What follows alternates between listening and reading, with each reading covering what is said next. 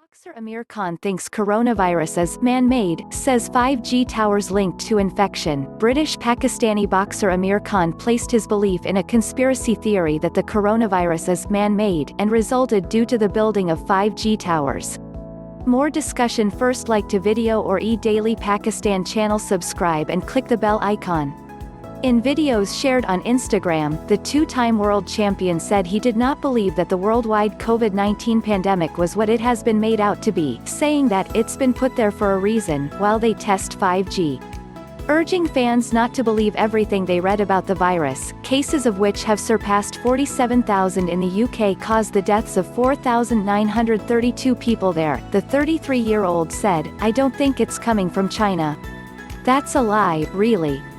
People are saying that they were eating bats and snakes and the poison mixed. What expletive is that? Do you believe that? I don't." Khan, who has in the past won the silver medal for Britain during the 2004 Olympics, went on to stress that the COVID-19 was a man-made disease that the government created on purpose to control the growing population. Coronavirus this, coronavirus that, you're probably getting bored of it, as I am. Do you not think it's anything to do with that 5G and these towers that are going up? It's a man-made thing. It's been put there for a reason, while they test 5G. It might be for population control, get rid of a lot of us, especially when they say that it harms old people. Look at these towers at nighttime that have been put up, then telling people not to go out, he claimed, according to Mirror UK. Khan's astounding claims came shortly after 5G masts in several parts of the UK were torched.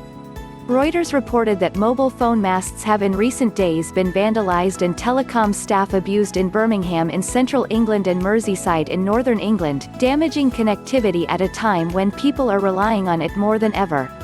According to the publication, British Cabinet Officer Minister Michael Gove also spoke about the conspiracy theory. "That is just nonsense, dangerous nonsense as well," he said.